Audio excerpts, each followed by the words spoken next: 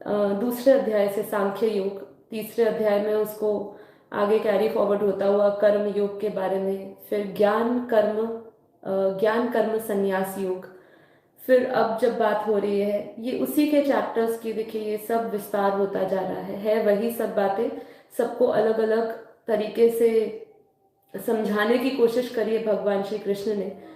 क्योंकि इतना समझाने के बाद भी अर्जुन जो है वो शंसा बुद्धि में है, उसको समझ नहीं आ रहा है कि वो करे क्या। क्योंकि वो जब भगवान श्री कृष्ण से सुनते हैं कि ज्ञान कर्म से भी श्रेष्ठ है, तो अर्जुन पूछते हैं कि जब ज्ञान कर्म से श्रेष्ठ है तो आप मुझे इस लहूलुहान कर्म में क्यों डाल रहे हैं, इस युद्ध में क्यों डाल रहे हैं? क्यों नहीं मैं भी एक मुनि बनकर मौन समाधि ले लूं? क्योंकि वो देख रहे हैं कि जो ज्ञान योग है, ज्ञान योग के मार्ग में उनका मानना है कि ज्ञान योग के मार्ग में हमें कोई कर्म नहीं करना है। तो तब भगवान श्री कृष्ण भी उनको समझाते हैं कि देखिए संसार में है ना दो प्रकार के लोग हैं, एक है अंतर्मुखी, एक है बाहरमुखी। जो अंतर्मुखी है वो अपने अंदर स्वयं के भीतर जाके उस ईश्वर को खोजते हैं। ठीक है, ये है ज्ञान योग का मार्ग। जो बाहरी मुखी लोग होते हैं वो अपने बाहर जाकर, अपने बाहर निकलकर उसे प्राप्त करने की का प्रयत्न करते हैं। किंतु भगवान श्री कृष्ण कहते हैं कर्म तो दोनों में ही करना होगा। जब आप अपने भीतर भी जाकर ईश्वर को ढूंढेंगे तो वो भी तो एक कर्म है। तो वो यही समझाते हैं कि ज्ञान योगी की चरम सीमा को प्राप्त करना ही, ज्ञान योगी की चरम सीमा को प्राप्त करना ही ज्ञान कर्म संन्यास है। क्या? कर्म संन्यास और कर्म योग अलग नहीं है, मतलब उससे जो प्राप्त हुआ जो फल है वो अलग नहीं है, दोनों एक ही तरफ जाने वाले मार्ग है। ठीक है, तो अब इसको हम अध्याय 5 में थोड़ा और गहराई से समझने की कोशिश करते हैं कि भगवान श्री कृष्ण क्या कह रहे हैं।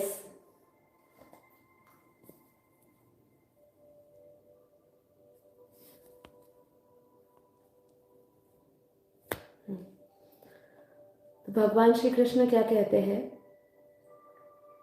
संन्यास माध्यम से किए जाने वाले कर्म, संन्यास मार्ग से, संन्यास माध्यम से किए जाने वाले कर्म, अर्थात ज्ञान मार्ग से किए जाने वाले कर्म, संन्यास मार्ग हो, ज्ञान मार्ग हो, सांख्य मार्ग हो, ये जो है ये एक ही चीज को बताता है कि संन्यास माध्यम से किए जाने वाले कर्म या ज्ञान मार्ग से किए जाने वाले कर्म और कर्म योग से किए जाने वाले कर्म अर्थात निष्काम भावना से किए जाने वाले कर्म, ये दोनों ही परम श्रेय को दिलाने वाला है।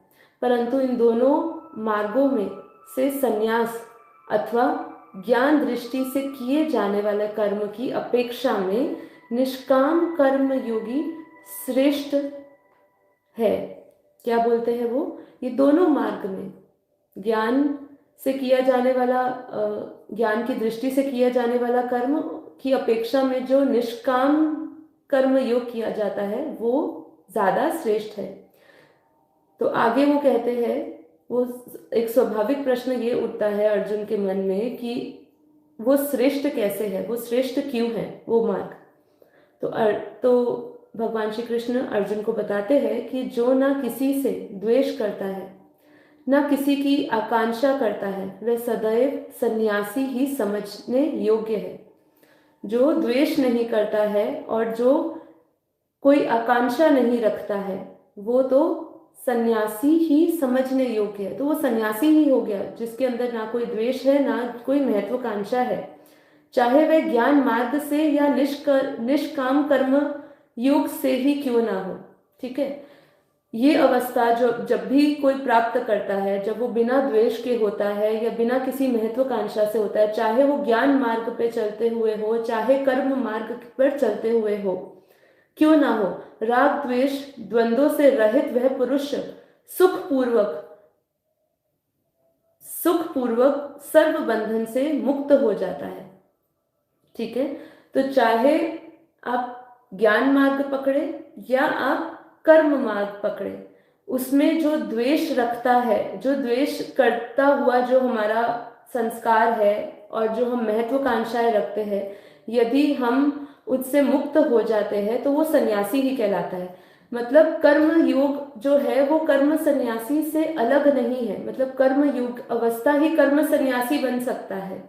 कहने का मतलब ये है, निष्काम कर्म योग तथा ज्ञान योग, इन दोनों को वही अलग अलग बताते हैं। निष्काम योग और ज्ञान योग, इन दोनों को वही लोग अलग बताते हैं जिनकी समझ में इस पथ में अभी बहुत हल्की है, जिनकी समझ इस पथ में बहुत हल्की है, न कि पूर्ण ज्ञाता पंडित लोग। क्योंकि दोनों में से एक भी अच्छी प्रकार स्थित, अगर एक में भी अच्छी प्रकार से स्थिति बन गई तो पुरुष दोनों के फल स्वरूप परमात्मा को ही प्राप्त करते हैं। तो दोनों का फल स्वरूप क्या है? परमात्मा ही है।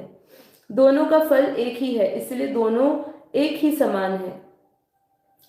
पर होता क्या है कि उनको बार बार यही होता है कि मैं ऐसा आसान वाला मार्ग चुन लूं। अर्जुन क्या कहता है? मैं आसान वाला मार्ग चुन लूं।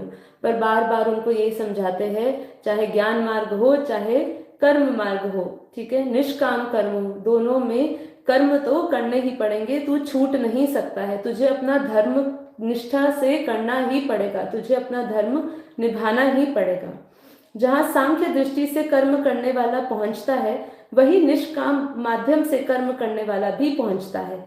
इसलिए दोनों को फल की दृष्टि से एक ही देखा जाता है। यथार्थ जानने वाले दोनों को एक ही दृष्टि से देखते हैं। जब दोनों ही एक ही स्थान पर पहुंचते हैं तो निष्काम कर्म योग विशेष क्यों? श्री कृष्ण बताते हैं, निष्काम कर्म योग का आचरण किए बिना अर्थात सर्वस्व का न्यास प्राप्त होना दुखप्रद है। फिर से पढ़ते हैं, थोड़ा सा मुश्किल भाषा है। निष्काम कर्म योग का आचरण किए बिना अर्थात सर्वस्व का न्यास प्राप्त होना दुखप्रद है। इसको और आगे समझते हैं। जब योग का आचरण प्रारंभ ही नहीं किया तो असंभव सा है। जब हमने योग का आचरण आरंभ ही नहीं किया तो ये असंभव सा है। इसीलिए भगवत स्वरूप का मनन करने वाले मुनि, जिसकी मन सहित इंद्रियां मौन है, निष्काम कर्म योग का आचरण करके परब्रह्म परमात्मा को श्रीक ही प्राप्त हो जाता है। ठीक है, तो क्या कहा कि भगवत स्वरूप का मनन करने वाला जो मुनि है, जिसकी मन सहित इंद्रियां मौन है, वो निष्काम कर्म योग पर चलते हुए, उसका आचरण करते हुए परब्रह्म परमात्मा को शीघ्र ही प्राप्त हो जाता है। स्पष्ट है कि ज्ञान मार्ग में निष्काम कर्म योग का ही आचरण करना पड़ेगा। जो हमें ज्ञान मार्ग पर भी चलना है तो उसमें भी हमें निष्काम कर्म योग का भी आचरण करना ही पड़ेगा। इसीलिए उसको श्रेष्ठ कहा है, क्योंकि क्रियाएं दोनों में ही एक ही है। यही यज्ञ की क्रिया है, जिसका शुद्ध अर्थ है आराधना।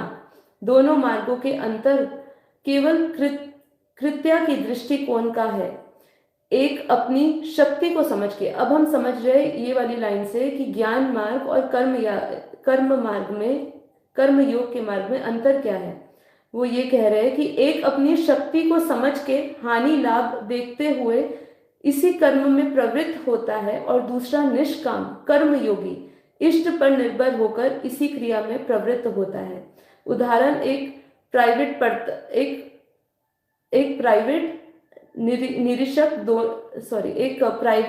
पढ़ता है, दूसरा नॉमिनेंट होता है। दोनों का, इसको हम थोड़ा छोड़ देते हैं, ये इतना इंपॉर्टेंट नहीं है। श्री कृष्ण ने कहा है कि काम और क्रोध दुर्जय शत्रु है, इन्हें तू मार। अर्जुन को लगा कि यह तो बड़ा कठिन है, किंतु श्री कृष्ण ने कहा, नहीं, शरीर से परे इंद्रिया से परे मन से परे बुद्धि, और बुद्धि से परे तुम्हारा स्वरूप। तुम यहां से प्रेरित हो। इस प्रकार अपनी हस्ती समझ के, अपनी शक्ति को सामने रखकर कर्म में प्रवृत्त होना ज्ञान मार्ग है। श्री कृष्ण ने कहा, चित्त को ध्यानस्थ करते हुए कर्मों को मुझ में समर्पण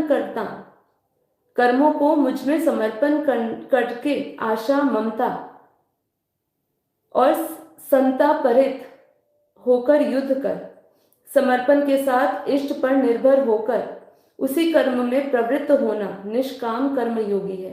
दोनों की क्रिया एक ही है और परिणाम भी एक ही है। इसी पर बल देकर योगेश्वर श्री कृष्ण यहाँ कहते हैं कि योग का आचरण किए बिना संन्यास अर्थात शुभाशुभ कर्मों के अंत की स्थिति का प्राप्त होना असंभव है। क्या कहते हैं कि योग का आचरण किए बिना संन्यास, जब हम योग का आचरण करते हैं, ठीक है, तो संन्यास अर्थात किए बिना अगर हम संन्यास अर्थात शुभाशुभ कर्मों के अंत की स्थिति को प्राप्त होना असंभव है। जो हम चरम सीमा पे जाना चाहते हैं और कर्मों की जो अंत स्थिति पर पहुंचना चाहते हैं, वो असंभव हो जाता है यदि हम योग का आचरण किए बिना संन्यास करें। श्री कृष्ण के अनुसार ऐसा कोई योग नहीं है कि हाथ पर हाथ रखकर बैठे और कहे, मैं परमात्मा शुद्ध हूं, बुद्ध हूं, मेरे लिए न तो कर्म है न बंधन है, मैं भला बुरा कुछ करता दिखाई पड़ता भी हूं तो इंद्रिय अपने अर्थों में बरत नहीं है। ऐसा पाखंड श्री कृष्ण के शब्दों में कदापि नहीं है। साक्षात योगेश्वर भी अपने अनय सखा अर्जुन को बिना कर्म के यह स्थिति नहीं दे सकते हैं। ठीक है, एक लाइन आती है, मैंने उसमें पढ़ी थी, उसमें वो क्या कहते हैं, भगवान श्री कृष्ण अर्जुन को क्या समझा रहे होते हैं, इस दुनिया में, इस संसार में मेरे लिए कोई भी ऐसी वस्तु नहीं है जो मैं प्राप्त करना ना चाहूं। वो उसको यहाँ तक समझाते हैं कि मेरे लिए कुछ भी असंभव नहीं है इस दुनिया में प्राप्त करना, फिर भी मैं कर्म कर रहा हूं। क्योंकि उन्होंने कहा कि जो मुनि या जो श्रेष्ठ पुरुष जो कर्म करता है वो कल्याण के मार्ग का होता है और वो आगे आने वाली जो पीढ़ी है उनको वो मार्गदर्शन देता है। इसलिए तू कर्म कर। इसीलिए मैं भी कर्म कर रहा हूं, पर मेरे लिए कुछ पाना असंभव नहीं है। ठीक है।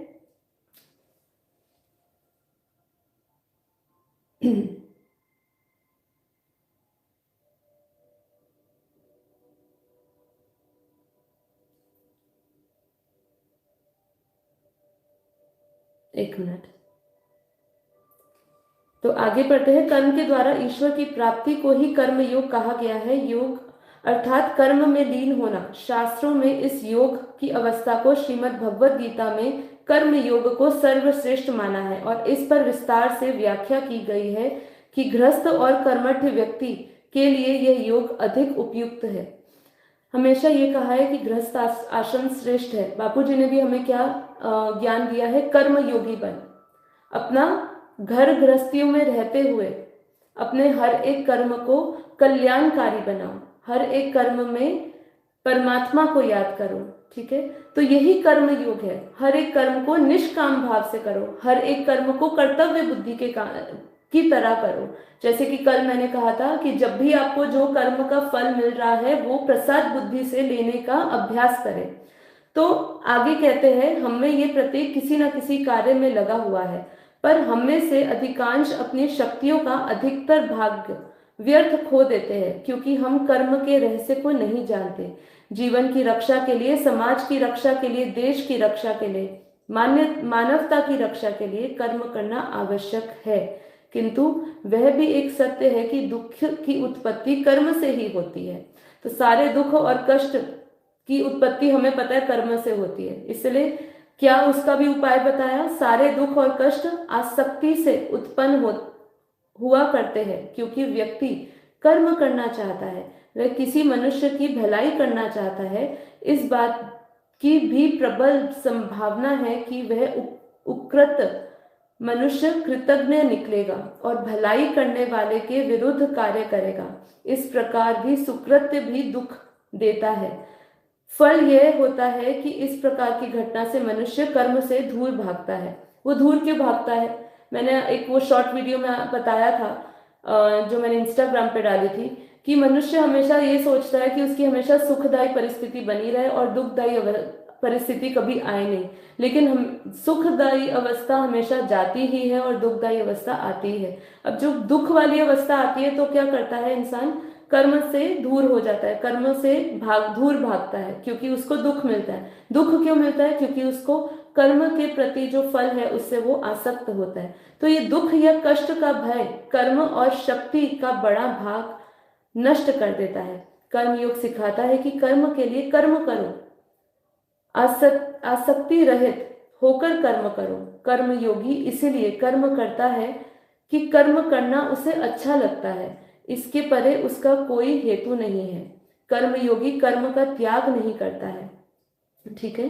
कर्म योगी कर्म का त्याग नहीं करता है, वह केवल कर्म फल का त्याग करता है और कर्म जनित दुखों से मुक्त होता है। उसकी उपस्थिति इस संसार में एक दाता के समान है। वह कुछ पाने की कभी चिंता नहीं करता। वह जानता है कि वह दे रहा है और बदले में कुछ मांगता नहीं है, इसलिए वह दुख के चंगुल से में नहीं पड़ता है। वह जानता है कि दुख का बंधन आसक्ति की प्रतिक्रिया का ही फल हुआ करता है। देखिए, ये अवस्था काफी बार हमें बहुत मुश्किल लगती है, मैं पहले भी बोल चुकी हूँ, लेकिन ये प्रैक्टिस है। कर्म योग जीवन जीना भी एक अभ्यास है, तो इसको अभ्यास करने से ही हमारे अंदर ही आता है, बिना अभ्यास करे नहीं आएगा। Practice makes the person perfect. तो हमें ये प्रैक्टिस करना पड़ता है। कर्म योगी जीवन जीने का हमें बार बार अभ्यास करना पड़ता है। जब हमें दुख मिलता है तब हमारी जो विवेक है ना, तो हम विवेक जागृत करते हैं कि हमें दुख मिल ही रहा है, तो इससे अच्छा हम सोचे क्यों उसके बारे में। उससे जुड़े हुए जो आसक्तियां हैं, जो अटैचमेंट है, बेसिकली यहाँ पे बात क्या हो रही है, फल तो हम एक ना एक हमेशा अपने मन में रखते हैं कि मुझे अपना ये गोल प्राप्त करना है, चाहे स्पिरिचुअल में भी हो, स्पिरिचुअलिटी में भी, पर हम उससे अटैच नहीं होते। अटैचमेंट जैसे ही होता है हम दुखी होते हैं। तो कर्म फल का त्याग एक धर्म निरपेक्ष कार्य का संपादन भी पूजा के समान हो जाता है। संसार का कोई भी कार्य ब्रह्म से अलग नहीं है, इसलिए कार्य की प्रकृति कोई भी हो, निष्काम कर्म सदा ईश्वर को ही समर्पित हो जाता है। ठीक है, अभी हम आगे थोड़ा सा सेक्शन को स्किप करते हुए इम्पोर्टेंट पार्ट पे आते हैं, जो है अर्जुन ने भगवान श्री कृष्ण से क्या पूछा, सांख्य योग और कर्म योग में अंतर क्या है। अर्थात ज्ञान योग, जिसको एक तरीके से कर्म सन्यासी का मार्ग बताया हुआ है, और कर्म योग में क्या अंतर है।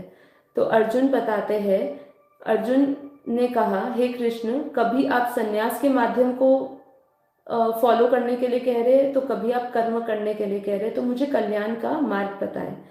तो भगवान श्री कृष्ण कहते हैं, संन्यास माध्यम से किए जाने वाला और निष्काम माध्यम से किए जाने वाले कर्म, ये दोनों ही परम श्रेय है।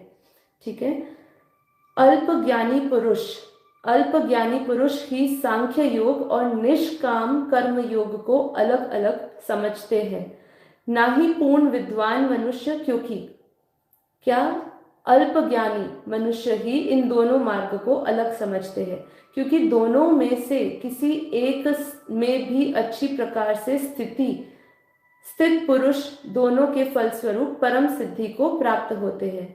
जो ज्ञानी योगियों द्वारा प्राप्त किया जाता है, जो ज्ञान योगियों द्वारा प्राप्त किया जाता है, वही निष्काम कर्म योगियों द्वारा भी प्राप्त होता है। ठीक है, निष्काम कर्म योग अर्थात काइंड ऑफ भक्ति योग के आचरण के बिना सर्वस्व को त्याग दुख का कारण होता है, और भगवान के किसी भी एक स्वरूप को मन में धारण करने वाला निष्काम कर्म योगी पर ब्रह्म को श्रीक ही प्राप्त होता है।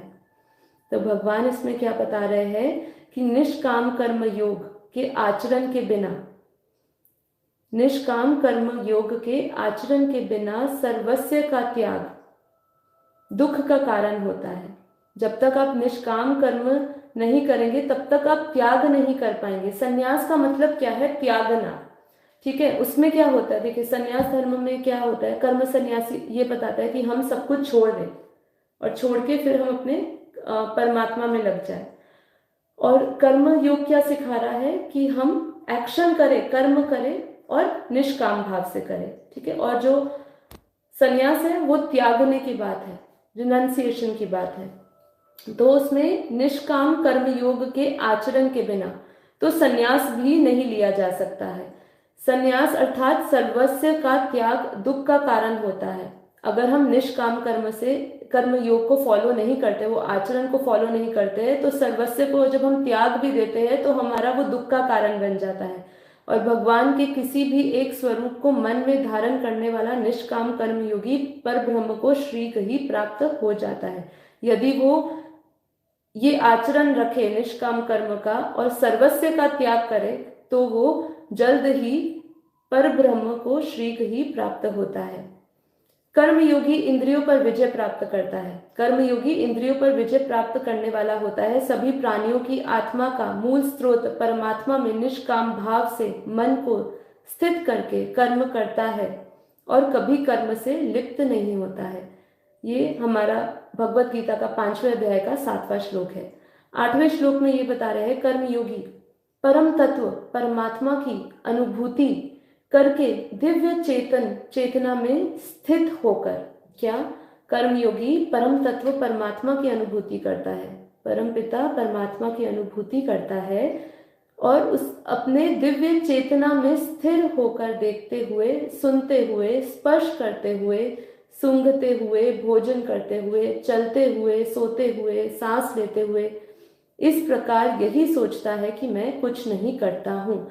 जो 8वां श्लोक है उसमें जो है ना, मैं कुछ नहीं करता हूँ, करने वाला मैं नहीं हूँ, इसकी ऊपर भार डाला है, ठीक है।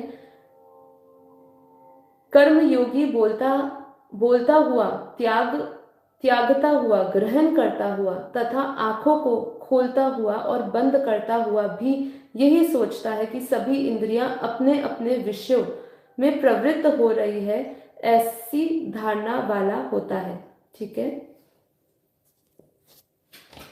कर्म योगी सभी कर्म फलों को परमात्मा को समर्पित करते हुए निष्काम भाव से कर्म करता है तो उसको पाप कर्म कभी स्पर्श नहीं कर पाता है।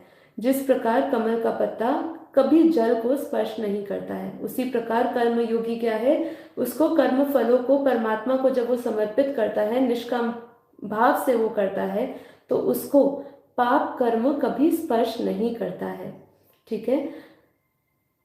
श्लोक 11 कर्मयोगी निष्काम भाव से शरीर, मन, बुद्धि और इंद्रियों के द्वारा केवल आत्मा की शुद्धि के लिए कर्म करता है। ये सब कितना इंपॉर्टेंट है।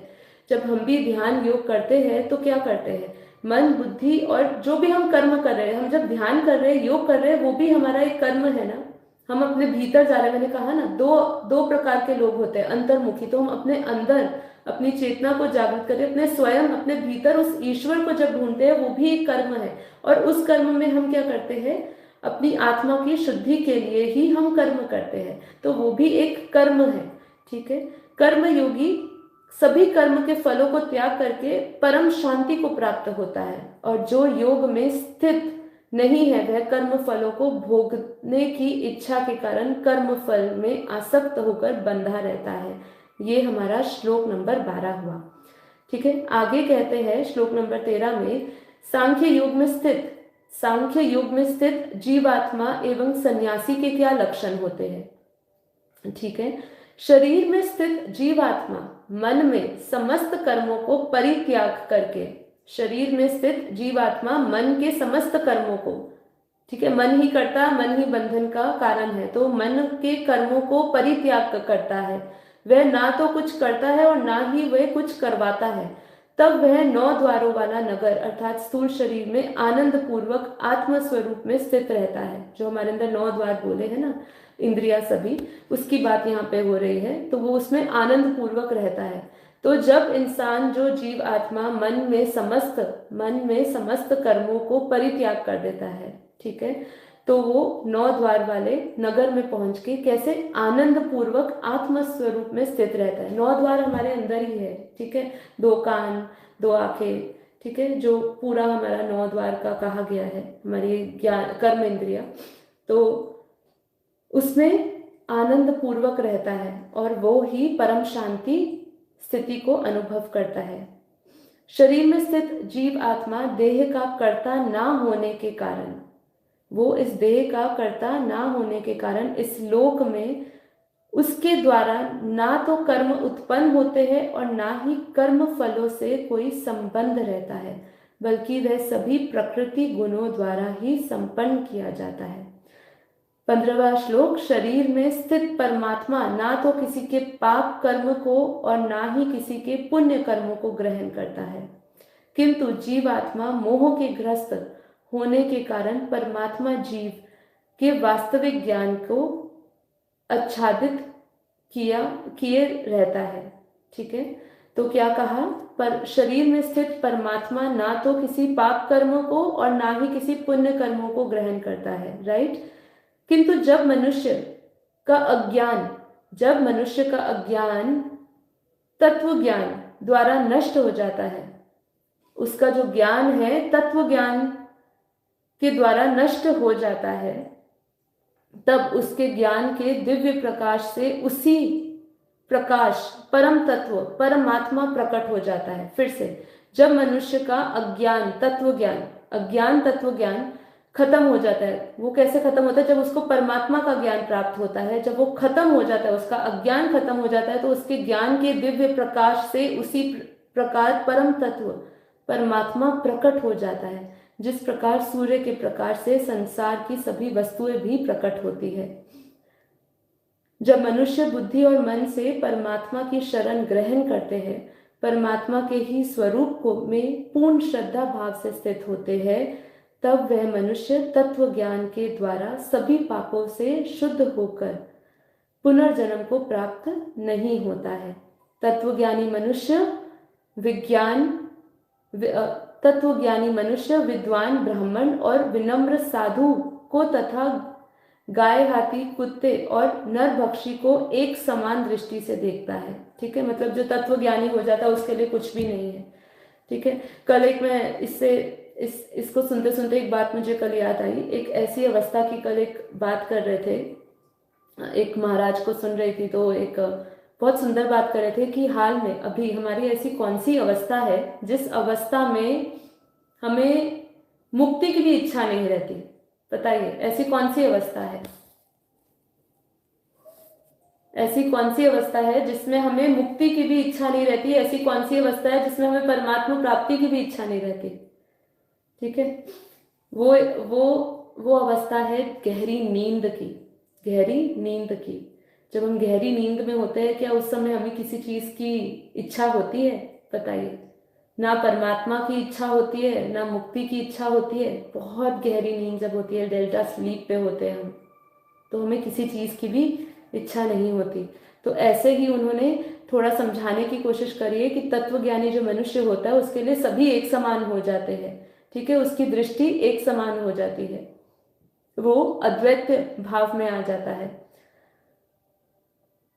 तत्वज्ञानी मनुष्य का मन समभाव में स्थित रहता है, उसके द्वारा जन्म मृत्यु के बंधन रूपी संसार जीत लिए जाते हैं, क्योंकि वह ब्रह्मा के समान निर्दोष होता है और सदा परमात्मा में ही स्थित रहता है।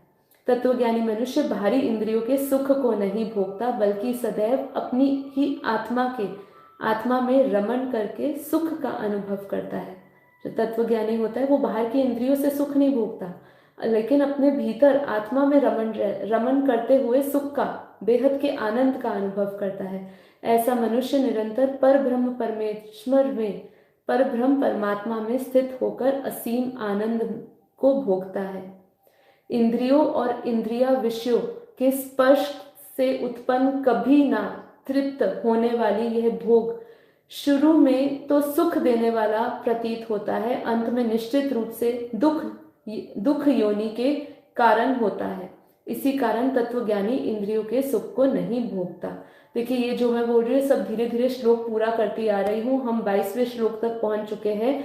अब मैं 23वां श्लोक पढ़ रही हूँ। जो मनुष्य शरीर का अंत होने से पहले ही काम और क्रोध से उत्पन्न होने वाले वेग पर सहन करने पर समर्थ हो जाता है। क्या? जो मनुष्य का शरीर का अंत होने से पहले ये जीवन मुक्त की अवस्था है। जो मनुष्य शरीर का अंत होने से पहले ही काम और क्रोध से उत्पन्न होने वाले वेग पर को सहन करने में समर्थ हो जाता है, वही मनुष्य योगी है और वही इस संसार में सुखी रह सकता है। तो ठीक है, इसके लिए हमें मनुष्य को शरीर के अंत की प्रतीक्षा की जरूरत नहीं है, वो अभी ही कर सकता है। अपने काम क्रोध से उत्पन्न हुआ जो वेग है उसको सहन करने में समर्थ हो जाता है, तो वही योगी बन जाता है। और हम सब बेहद के योगी हैं। तो यदि हमें इस संसार में परम सुख, परम आनंद की अवस्था और परम शांति की अवस्था को अनुभव करना है, तो हमें ये सब चीजों को धारण करना पड़ेगा, इसको अपने जीवन में उतारना पड़ेगा, बार बार इसे हमें याद दिलाना पड़ेगा। जो मनुष्य अपनी आत्मा में ही सुख चाहने वाला होता है और अपने मन को ही अपनी आत्मा में स्थिर रखने वाला होता है, जो आत्मा में ही ज्ञान प्राप्त करने वाला होता है, वही मनुष्य योगी है और वही ब्रह्म के साथ एक होकर पर ब्रह्म परमात्मा को प्राप्त होता है। तो कैसा इंसान परमात्मा को प्राप्त होता है? जो आत्मा स्वरूप में स्थित रहता है, जो मन में अपनी आत्मा को स्थिर रखने वाला होता है, जो आत्म ज्ञानी होता है, वही परब्रह्म परमात्मा को प्राप्त होता है। जिनके सभी पाप, सभी प्रकार की दुविधाएं ब्रह्म को स्पर्श करके मिट जाती है, जिनकी सभी प्रकार की दुविधाएं ब्रह्म को स्पर्श अर्थात ब्रह्म की अनुभूति पे मिट जाती है, समस्त प्राणियों के कल्याण में लगे रहते हैं, वही ब्रह्म ज्ञानी मनुष्य मन को आत्मा में स्थित करके परम शांति स्वरूप परमात्मा को प्राप्त करके मुक्त हो जाता है। देखिए, बापूजी ने कहा है कि स्व परिवर्तन से ही विश्व परिवर्तन है। तो यहाँ पर भी उन्होंने क्या कहा? समस्त प्राणियों के कल्याण में लगे रहता है, निस्वार्थ भाव से सर्व प्राणियों के कल्याण के मार्ग में। तो हमें भी बापूजी ने यही लक्ष्य दिया है कि पहले तुम बदलो और फिर पूरी दुनिया को बदलो। तो हमारा मार्ग क्या है? सबका कल्याण का मार्ग है। जब हम पूरे समस्त संसार के समस्त प्राणियों के कल्याण में लगे रहते हैं, तो ब्रह्मज्ञानी मनुष्य मन को आत्मा में स्थित कर पाता है, क्योंकि वो व्यक्तिगत स्वार्थ के बारे में नहीं सोचता कि मुझे इससे क्या मिल रहा है। वो कल्याण का मार्ग सबके लिए होता है, वो चुनता है जिसमें पूरे समस्त मानव जाति का कल्याण छुपा हो। ठीक है। 26वां श्लोक, सभी सांसारिक इच्छाओं को और क्रोध से पूर्ण रूप से मुक्त स्वरूप सिद्ध आत्मज्ञानी आत्म संयमी योगी को सभी ओर से प्राप्त परम शांति स्वरूप पर ब्रह्म परमात्मा ही होता है। ठीक है। आखिरी का हम पढ़ते हैं, बीच में का एक श्लोक छोड़ देते हैं। अभी मैं आपको एक बहुत अच्छी व्याद गीता में से लिया हुआ एक कहानी बताने जा रही हूँ, एक कथा बताने जा रही हूँ, उसको खत्म करते हैं। ऐसा मुक्त पुरुष मुझे सभी यज्ञों और तपस्याओं को भोगने वाला, सभी लोकों और देवताओं का परमेश्वर तथा संपूर्ण जीवों पर उपकार करने वाला परम दयालु एवं हितैषी जानकर परम शांति को प्राप्त होता है। ठीक है। तो देखिए, यहाँ पे तत्व ज्ञानी की बात करी, ज्ञान योगी की बात करी, कर्म योगी की बात करी। ठीक है। कर्म संन्यास की बात करी। जो कर्म सन्यासी है वो सभी को त्यागता हुआ उसी मार्ग पे जाता है, और कर्म योगी जब तक वो नहीं बनता है तब तक वो कर्म सन्यासी के मार्ग पर भी नहीं जा सकता है। और तत्व ज्ञानी की बात करी। ठीक है। तो जब हम अपने आत्म स्वरूप में स्थित हो जाते हैं, मन की सभी वृत्तियों पे, मन की सभी इच्छाएं, कामनाएं, वासनाओं, वेग पे हमारा नियंत्रण हो जाता है, तब हम तत्व ज्ञानी हो जाते हैं, आत्मज्ञानी हो जाते हैं, और तब हमें पर ब्रह्म परमेश्वर की प्राप्ति होती है और हम परम शांति स्वरूप को प्राप्त होते हैं। ठीक है। तो अभी एक चीज और बताना चाहूंगी कि देखिए, इसमें इन सबका जो भी हमने अभी किया, बेसिकली तीन मार्ग बताए हैं भगवान ने मोक्ष के। ठीक है। उसमें से भक्ति योग अभी हमने शेयर नहीं किया, भक्ति योग भी आने वाले अध्यायों में हम पढ़ेंगे। तो भक्ति योग, ज्ञान योग, कर्म योग, ये 3 प्रकार के योग बताए जिससे हम मोक्ष की प्राप्ति कर सकते हैं। तो ये जो कर्म योग की बात करी हमने, ज्ञान योग की भी बात हमने कर ली, और भक्ति योग, ठीक है। भक्ति योग भी अपने आराध्य को समर्पण करने की बात है। जो हर एक प्रकार का योग क्या सिखा रहा है? हर एक प्रकार का योग सिर्फ समर्पण सिखा रहा है। एक बुद्धि के द्वारा कर रहा है, एक कर्म के द्वारा कर रहा है और एक अपने मन के द्वारा कर रहा है, लेकिन सब में समर्पण भाव है। सब में समर्पण है। परमात्मा को जानना, परमात्मा को सब पर उस पर छोड़ देना। जो कर रहा है वो कल्याणकारी कर रहा है, निष्काम भाव से करना। तो आप ज्ञान मार्ग लो, कर्म मार्ग लो या फिर भक्ति मार्ग लो, पहुंचना हमें एक ही लक्ष्य पर है, ठीक है, परमात्मा की प्राप्ति। लेकिन कौन सा जो है मोक्ष का, जो है मुक्ति का जो पथ है, ये तीनों ही मुक्ति कराते हैं, लेकिन ज्ञान मार्ग जो है वो सर्वश्रेष्ठ फिर भी कहा है। लेकिन कर्म योग भी है और ज्ञान योग दोनों अलग नहीं है, क्योंकि दोनों एक ही परमेश्वर तक जाने का मार्ग है, ठीक है। तो अभी हम व्याध गीता में से लिया हुआ एक कथा लेते हैं।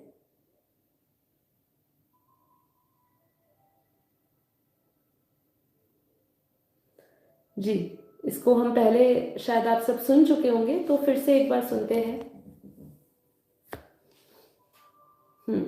व्याध गीता के नाम से एक प्रसिद्ध इस कथा के आधार पर स्वामी विवेकानंद कहते हैं कि कोई भी कार्य निंदित नहीं हो सकता है और ना ही कोई भी कार्य अपवित्र हो सकता है। ये जो मैं अभी व्याध गीता का जो ये मैं कथा बोलने जा रही हूँ, ये कथा क्या बताते हैं कि आप गृहस्थ आश्रम में रहते हुए भी कैसे आप कर्म योगी जीवन जीते हैं, ये उसी का एक उदाहरण है। गृहस्थ आश्रम में रहते हुए, ठीक है, हम सभी को अपने नित्य कर्म करते रहना है, लेकिन उस नित्य कर्म में हम कैसे कर्म योगी जीवन जीते हैं उसका ये उदाहरण देते हैं। कर्म योगी के पथिक किसी भी प्रकार का कार्य छोटा या बड़ा नहीं मानते। लक्ष्य की प्राप्ति उन्हें ही होती है जो इस पथ पर अग्रसर कर रहते हैं। स्वामी विवेकानंद का चिंतन। अभी क्या कहते हैं, तरुण सन्यासी किसी वन में गए। वहां उसने दीर्घ काल तक ध्यान भजन तथा योग अभ्यास किया। अनेक वर्षों की कठिन तपस्या के बाद एक दिन जब वह एक वृक्ष के नीचे बैठा था तो उसके ऊपर वृक्ष से कुछ सूखी पत्तियां आ गिरी। उसने ऊपर निगाह उठाई तो देखा कि एक कौवा और एक बगुला पेड़ पर लड़ रहे हैं। वह देखकर सन्यासी को बहुत ही क्रोध आया। उसने कहा, यह क्या, तुम्हारी इतनी दुस्साहस कि तुम ये सूखी पत्तियां मेरे सिर पर फेंक रहे हो। इन शब्दों के साथ सन्यासी के क्रुंद आंखों से आग की एक ज्वाला सी निकली और वह बेचारे दोनों चिड़ियों पर पड़ी और उससे जलकर वह भस्म हो गई। अपनी यह शक्ति देखकर वह सन्यासी बड़ा ही खुश हुआ। उसने सोचा, वाह, अब तो मैं दृष्टि मात्र से कौवे और बगुले को भस्म कर सकता हूँ। कुछ समय बाद भिक्षा के लिए वह एक गांव गया। गांव में जाकर वह एक दरवाजे पर खड़ा हुआ और पुकारा, माँ, कुछ भिक्षा मिलेगी? कुछ भिक्षा मिले? तो भीतर से आवाज आई, थोड़ा रुको बेटा। सन्यासी के मन में ये विचार आया। उसने सोचा, अरे दुष्टा, तेरा इतना साहस कि तू मुझे प्रतीक्षा करा रही है, क्योंकि उसके पास शक्ति आ गई थी ना, तो उसको अहंकार आ गया था। तो वो क्या कहने लगा कि इतनी दुष्ट, तू मुझे प्रतीक्षा करा रही है, अब भी तू मेरी शक्तियों को नहीं जानती। ये अपने मन में वो सोच ही रहा था। सन्यासी ऐसे सोच ही रहा था, तब भीतर से फिर एक आवाज आई, बेटा, अपने को इतना बड़ा मत समझ। यहाँ ना तो कोई कौवा है और ना कोई बगुला है। यह सुन के सन्यासी तो बहुत ही आश्चर्य में रह गया। बहुत देर तक खड़े रहने के बाद अंत में घर से एक स्त्री निकल के आई और उसे देखकर सन्यासी उनके चरणों पर गिर पड़ा और बोला, माँ, तुम्हें ये सब कैसे मालूम हुआ?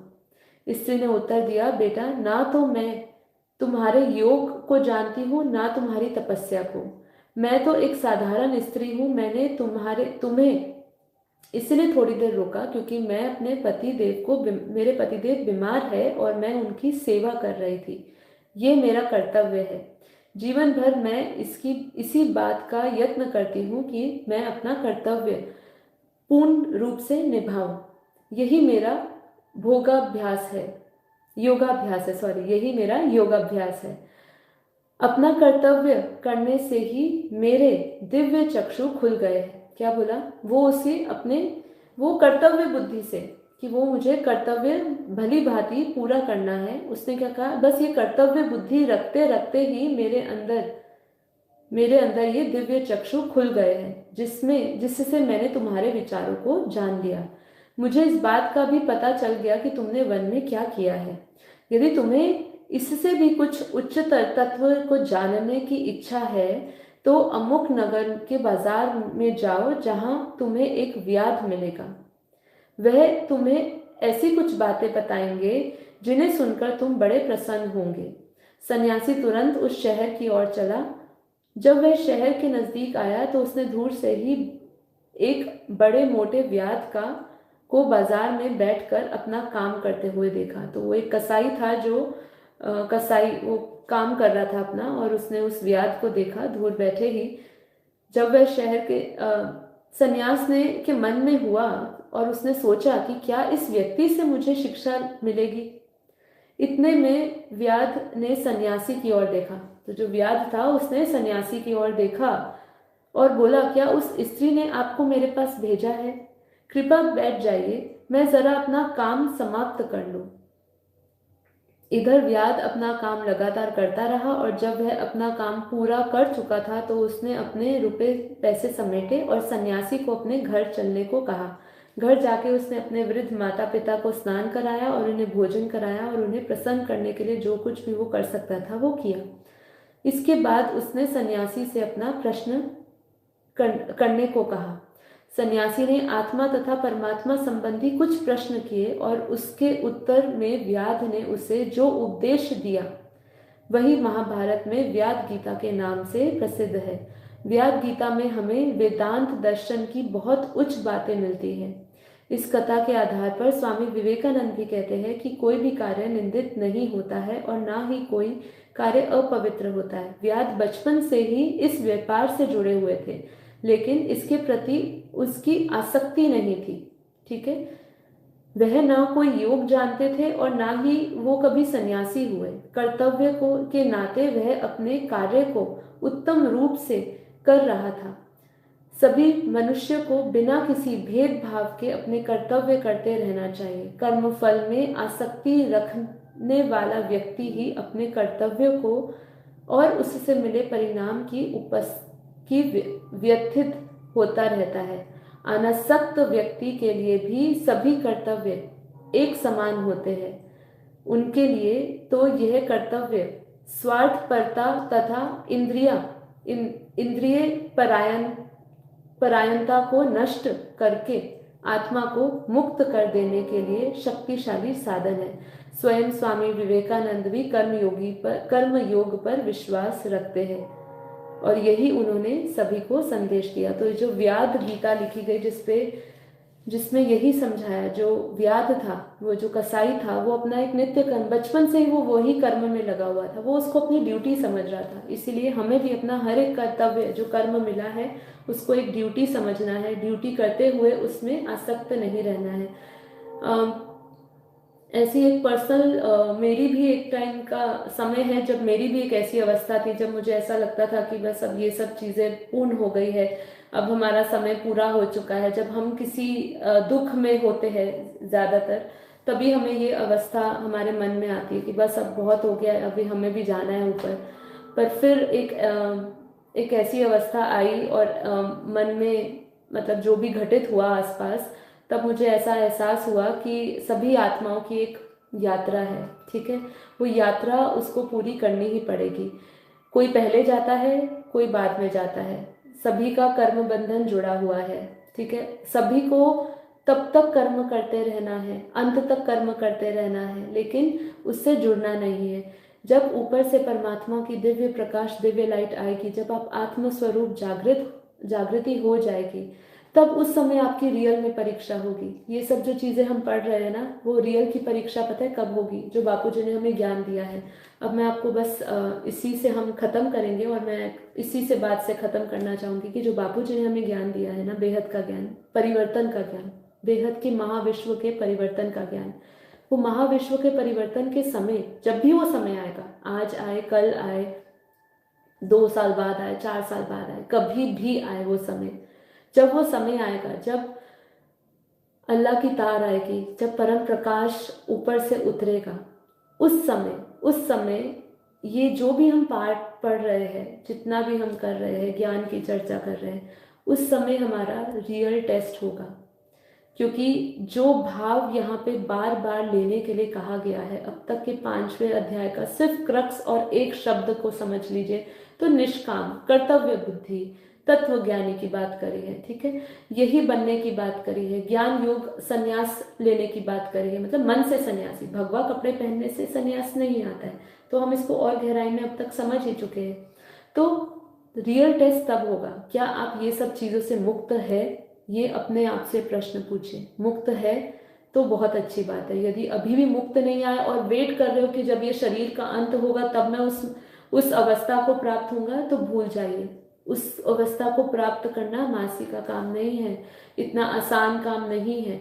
इसीलिए हम रोज पुरुषार्थ कर रहे हैं ना, कि वो समय को हम नजदीक लाए, और वो अगर समय नजदीक है, कल का कल है वो समय, तो हम तैयार है या नहीं, ये अपने आप से प्रश्न करिए। मैं यही प्रश्न के साथ आज मैं आपको छोड़ती हूँ कि अपने आप से प्रश्न पूछिए, क्या हम तैयार हैं? सिर्फ बोलना कि हाँ मैं तैयार हूँ वो काफी नहीं है। अपने आप अपने भीतर झांक के देखिए, क्या आप सभी चीजों से मुक्त है? इसके लिए एक छोटा सा टेस्ट करके देख लीजिए ना, कि आप मान लीजिए कि आप कल आपका आखिरी दिन होता है, तो आपके अंदर क्या क्या संकल्प आते हैं। काफी लोग बोलते हैं ना कि भाई आप 7 घंटे में आप समझे कि आपका समय पूरा होने वाला है, शरीर का समय पूरा होने वाला है, ठीक है, तो आप बताइए आप उस समय क्या क्या करोगे, किस किस को सुख देने का कोशिश करोगे उस समय, कौन कौन से कार्य पूर्ण करने की कोशिश करोगे। इसके बारे में सोचिए। तो अंत समय के लिए ही ये सब चीजों की बातें हो रही है, अभ्यास हो रही है, वही रियल टेस्टिंग का समय होगा।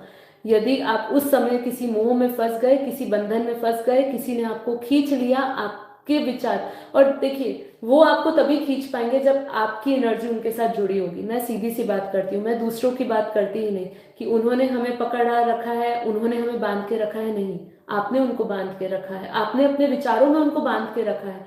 आप ऐसा दिखा रहे हो कि सब कुछ खत्म है, मैं ज्यादा उनके बारे में सोचता नहीं हूँ, मुझे फर्क नहीं पड़ता। ये जब हम अपने आप को समझा रहे होते हैं ना कि मुझे फर्क नहीं पड़ता, एक्चुअली उसमें ही हमें फर्क पड़ रहा होता है, क्योंकि हमें बोलने की फिर जरूरत नहीं होती। कल एक बहुत सुंदर बात मैं सुन रही थी, इसी से याद आया। कोई कह रहा था, महाराज कह रहे थे कि वही लोग ब्रह्म को खोजते हैं जो मूर्ख होते हैं। मुझे लगा ये क्यों ऐसा कह रहे हैं, ब्रह्म को खोजने वाले मूर्ख होते हैं। वो इसलिए ऐसा कह रहे थे क्योंकि हम स्वयं ही ब्रह्म हैं, तो हम बाहर ब्रह्म को ढूंढने चले, ठीक है। तो ये उनका तात्पर्य ये कहना था कि भाई सब कुछ हमारे भीतर है, तो इसीलिए हर एक विचार की जो उत्पत्ति है, जो बीज है ना, वो अपने अंदर ढूंढिए। जो सामने वाले के अंदर आप कमी कमजोरी देख रहे हो ना, वो कहीं ना कहीं सूक्ष्म से सूक्ष्म बीज उसका आप ही से शुरू हुआ है, ठीक है। तो इस चीज को हमेशा ध्यान में रखिए और उस समय के लिए तैयार रहिए। वो समय कल भी हो सकता है, 1 घंटे बाद भी हो सकता है। ये याद रखिए कि हर समय हम चढ़ती कला और परिवर्तन के मार्ग पर बढ़ते जा रहे हैं। और अब इस पूरे एपिसोड का सबसे सरप्राइज पैकेज, बापूजी का अवतरण दिवस है 13 दिसंबर को, सभी जानते हैं। जो नहीं जानते हैं, जो नए हैं इस चैनल पे, मैं बता दूं, बापूजी का अवतरण दिवस 13 दिसंबर को है और बापूजी लाइव आने वाले हैं। तो बापूजी लाइव आएंगे 13 दिसंबर को रात को 10 से 11 बजे।